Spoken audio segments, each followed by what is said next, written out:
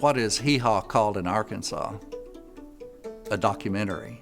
You know, we really don't need jokes about Arkansas because we have our history, including the man at the end of World War II who advertised in Detroit a pair of boots for sale, and the reason for sale was he was going home to Arkansas. My favorite joke has to do with the first one I heard, I guess, when I came to Arkansas, has to do with the naming of the town of Ink over by Mena in the west, right on the Oklahoma border. The story goes that the residents were having a contest to name the town, and they distributed paper ballots, and on it said, "Please write in ink." The guy's riding a train somewhere in rural Arkansas, and all of a sudden it stops.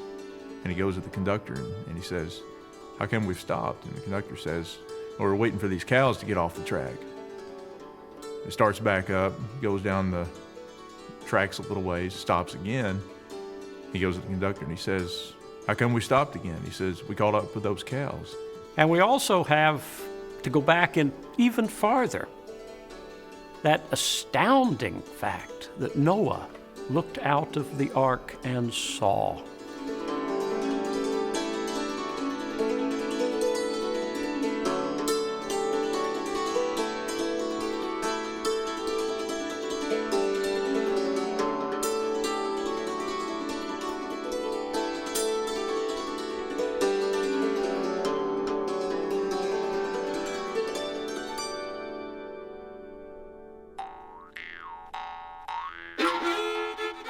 It's safe to say, I believe, Arkansas has been the butt of more jokes running from raillery to ridicule than any other political entity in the country. Arkansas native Eugene Newsom made this claim more than half a century ago, and many of us would agree still today. Anyone who has grown up in the natural state or lived here for very long is familiar with the jokes and stereotypes. Assuming, as Eugene Newsom did, and as many Arkansans still do, that this state has been ridiculed more than any other state, we've asked ourselves, why Arkansas? When it comes to Arkansas's reputation in the nation, perhaps no question has been more perplexing than this one. A lot of us who've grown up in Arkansas, and certainly just about anybody who's ever written anything about Arkansas, has probably at one time or another asked the big question, why Arkansas?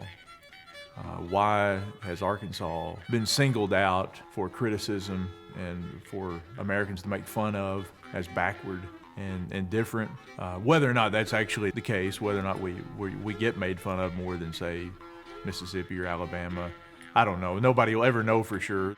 Well, I don't think it was just Arkansas. I think one of the interesting aspects of Arkansas image history is why did Arkansas have this image and other states not? And I think if you look deeply enough, you'll find that other states did have negative images. One reason is that Arkansas has traditionally been a poor state.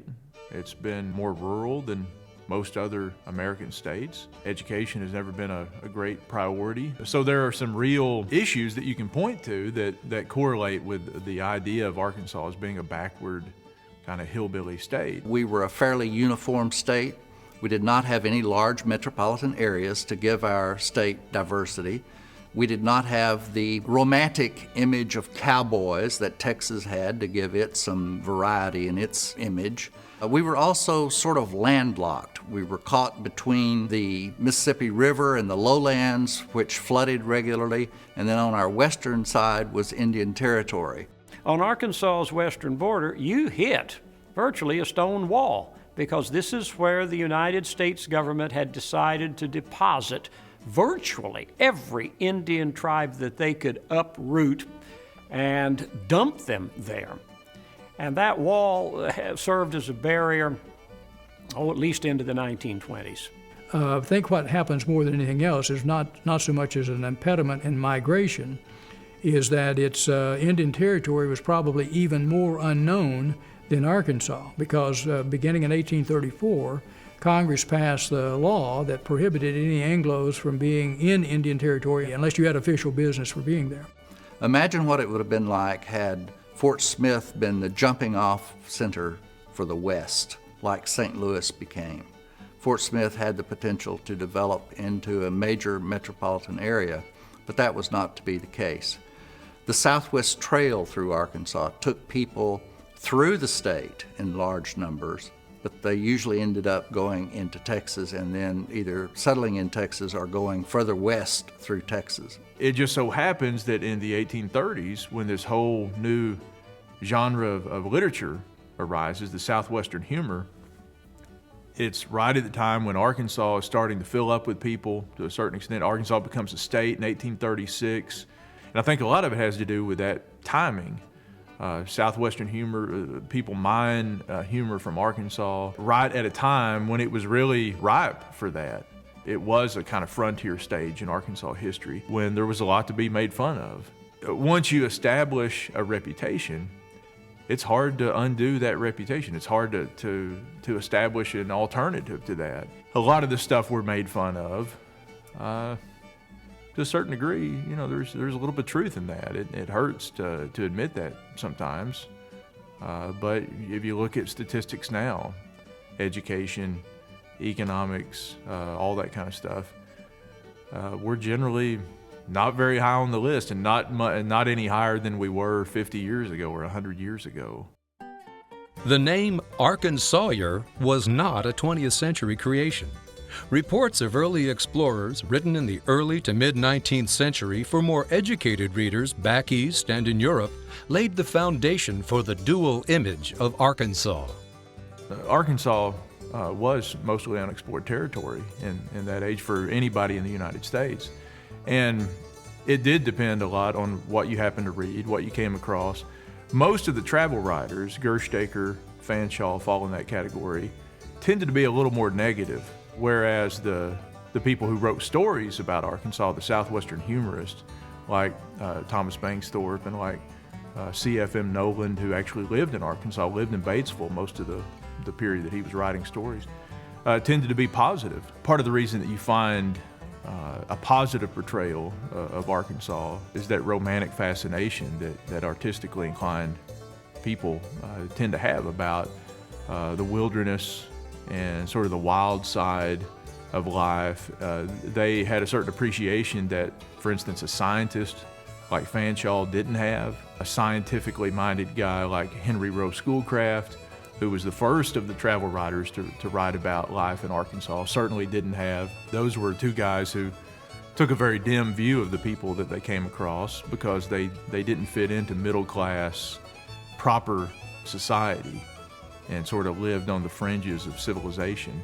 And for someone with a romantic attitude and approach to life, this was great. You know, you found people who were nonconformists. The people of Arkansas have reacted to criticisms of their state in different ways. A key part of the story of Arkansas's image has been the determined defense of the state and its reputation by some citizens. Their efforts ironically often serve to bring even more negative attention to the state. My favorite people in this story of the Arkansas image are the defenders of Arkansas. They were people who were devoted to Arkansas. They loved Arkansas. They would defend Arkansas to their last breath, and were ready to take on any comers, anybody who would challenge Arkansas. You had people like Governor Charles Hillman Bruff and Bernie Babcock, who was a fixture here in Little Rock for years. Governor Donaghy and Avantus Green later in the World War II era. All of these people, to one extent or another, wrote things or did things to try to pump up Arkansas and try to deflect criticism away from Arkansas. One result of that was that they brought more attention to Arkansas, and in many cases, their defenses of Arkansas were deemed laughable by people in other parts of the country, and it just ended up heaping more scorn on the state of Arkansas and more ridicule on Arkansas. I think Bruff is probably a good example of that. Bruff was not the man to defend Arkansas. He took a very tedious approach. He would list all of these hundreds of reasons why Arkansas was extraordinary, and many of those reasons were questionable in the first place, and he would list people, great people from Arkansas that no one had ever heard of. And so he just wasn't the man to lead the reformation of Arkansas's image. In the late 20s and the 1930s, he got into a war of words with one of America's most famous writers of that era, a fellow by the name of H.L. Mencken. In the 1920s, if you were a village idiot, you read H.L. Mencken in the American Mercury. He was the one that people read when they wanted literary excitement. And he and Brough tangled on the subject of Arkansas and exchanged statistics with one another. It got to the point where the state legislature passed a law against Mencken. When Mencken wrote his 7-page story about the South generally, he had just a very small, few sentences about Arkansas in it. But the legislature, the Arkansas General Assembly, chose to take offense to that and not only demand that he apologize, but they misspelled his name when they sent him the letter demanding apology, or the resolution along the way. And so what would have been ignored by a vast majority of people now becomes a running feud for 3 or 4 years, between the former governor, Charles Brough, no less, and H.L. Mencken. Mencken admits, well, there might be one educated man in Arkansas. He grudgingly acknowledges Governor Brough's education and so forth. But clearly the population inclined to read the smart set. And particularly when negative stuff gets repeated more often than positive stuff, then that's probably what your image is going to be. A major symbol of the Arkansas image has been the hillbilly. Throughout much of the 19th century, the backwoods image was associated with all rural regions of the state. Rough or noble Arkansasiers were just as likely to show up in the Delta as in the Ozarks and Ouachitas. In the 20th century, however, the hillbilly came to dominate the Arkansas image. In the early 20th century, there is an almost universal use, as applied to Arkansas, the Ozarks, and the Appalachians, of the word hillbilly. And what's interesting about that is that it was often perceived of in a negative light. The word hillbilly first appears in print in the year 1900 in the New York Journal. It was a reference to the white mountaineers of Alabama. And there's discussion over what the derivation of the word hillbilly is. The most commonly accepted idea is that it is a combination of the Scottish phrase hill folk and the Scottish word billy, which means companion or fellow. These are people who would work as much as they needed and not as much as they possibly could, who appreciated leisure, hunting, fishing, family, church, time, and not the economic strivings in which life is the mere accumulation of toys. Hillbilly. It's a word that means many things to many people throughout our history. It's either someone that's kind of admired or on the other end of the spectrum, reviled. It depends on what filter you're looking through. How you define a hillbilly reveals as much about you as it does about the person you're judging. The image of the hillbilly and the image of Arkansas have been practically inextricably linked for 100 years. As the hillbilly image came on the national scene and as it became popularized in radio and movies and later in television, it often became associated with Arkansas, even though certainly many, many states have what you would call upland residents who might be termed hillbillies. But it is a mantle that Arkansas has worn ever since hillbilly came into being. Part of the hillbilly image of Arkansas is attributable to the program Lum and Abner. Set in western Arkansas in the Ouachita Mountains, it is a program that was immensely popular for a long period of time, which did a great deal to introduce Americans to backwoods Arkansans. Now, the fact that they were, for the most part, admirable people still did not substitute for the fact that they were also considered to be behind the times, and certainly it did not keep them from being stereotyped. Here's your letter, Abner. Come about a week ago. Special deliver. Special deliver? Yeah. And what's that? I don't know, Lum. I've been looking at that stamp for the last 3 or 4 days, trying to figure out what that 10-cent stamp is for.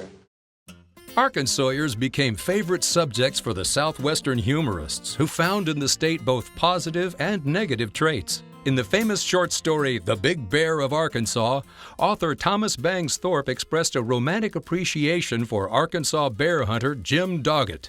But no single phenomenon was more important to the image of Arkansas than the Arkansaw Traveler. The Arkansas Traveler legend starts in the 1830s. It's not really clear exactly who starts it. I kind of think Albert Pike might have been the first person to start this. Pike in 1836 wrote a kind of a magazine article about traveling down the Arkansas River, and he talks about encountering this log cabin and a guy playing the fiddle there and all that kind of stuff. And that becomes, in many ways, the basis for this Arkansas Traveler legend. The Arkansas Traveler was an image that was manifest in so many different ways.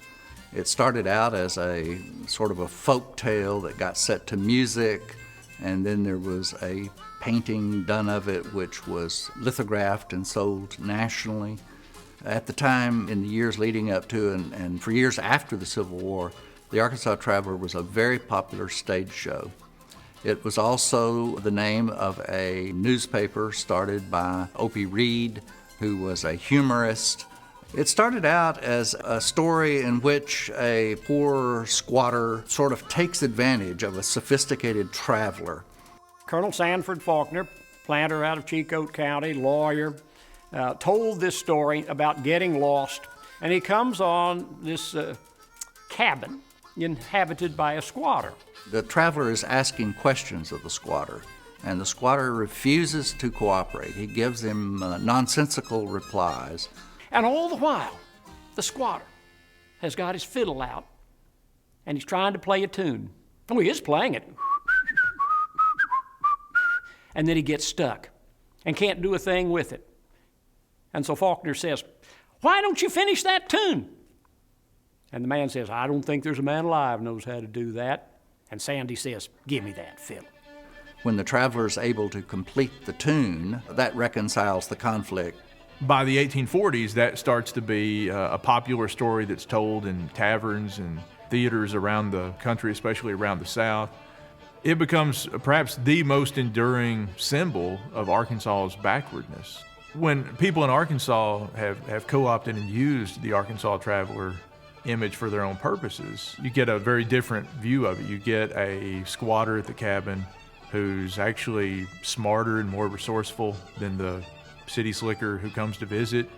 When the Arkansas Traveler play is developed after the Civil War and becomes and shows nationwide, it's more of a negative portrayal of the Arkansas squatter. The outsider becomes the protagonist in the story, and he uncovers the ignorance of the Arkansas squatter. It's again that sort of dual image where here in Arkansas we're using it for one purpose, and outside of the state people are often using it for another purpose, which is to poke fun at Arkansas. The emergence of a young politician with national aspirations in the 1990s would do more than anything before to challenge the backwoods image of Arkansas. But Bill Clinton and his fellow Arkansans would find fighting almost 200 years of stereotyping a difficult chore. The arrival of Bill Clinton on the national political scene and his election to the presidency of the United States marked an opportunity for Arkansas to change its national image. And I think some of that did occur. I think also not as much change occurred in our national image because of Clinton's election, due to the fact that there was a good deal of controversy associated with his presidency. There was serious discussion in the newspapers, at least, about was he more of a negative than he was a positive, And I think in truth, the state's image is broader than any one person, and certainly a president of the United States brings an enormous issue to bear there. But even so, if you weighed it all out, let's measure inches of ink or whatever, the Clinton impact is much more positive than it is negative along the way. And I think we shouldn't discount, maybe Bill Clinton's biggest role as far as the state is concerned is the pieces he put in place while he was governor, while he was in the state, even more so than when he was president. But as governor, he put in motion, a number of the infrastructure things that would really helped the private sector, people like the Stevens and the Walton and others, to be able to build on and create a healthy climate for economic development then. In recent years, no aspect of Arkansas history has been more profound than the fact that we have been the birthplace for some major players in the American economic scene. Sam Walton probably steals the spotlight, and he certainly does deserve all the credit he gets because he built an internationally significant corporation. But there have been a lot of others preceding him. I think of Johnny Johnson, for example, from southeast Arkansas, who built a large printing empire with magazines such as Jet, and who has diversified into many other fields. W.T. Dillard, who built Dillard's department stores into a nationally significant retail chain. Arkansas has been outstanding in a large number of economic areas. For example, in trucking, J.B. Hunt Company is an absolutely huge national trucking company. In the area of poultry, Arkansas leads the nation. Tyson is an international player in food production and marketing. So Arkansas has really been a standout in the field of economic activity. And I think over the long haul, it's probably this economic impetus that has played, as much as anything, a role in tearing down the old stereotypes about Arkansas. Arkansas represents more than hillbilly jokes and backwoods stereotypes. We all know about the negative aspects, but most Arkansans are surprised to learn that the images of the state and its people found in books, on radio, in magazine articles, and on the movie screen have, more often than not, been positive ones. To talk about Arkansas, then, is not just to recount a nation's visions of barefoot, moonshining, illiterate backwoodsmen. This dual image also includes ideas of people who are independent, resourceful, humble, nonconformist, and close to nature. Whether you claim to be an Arkansan or an Arkansawyer, this is your story.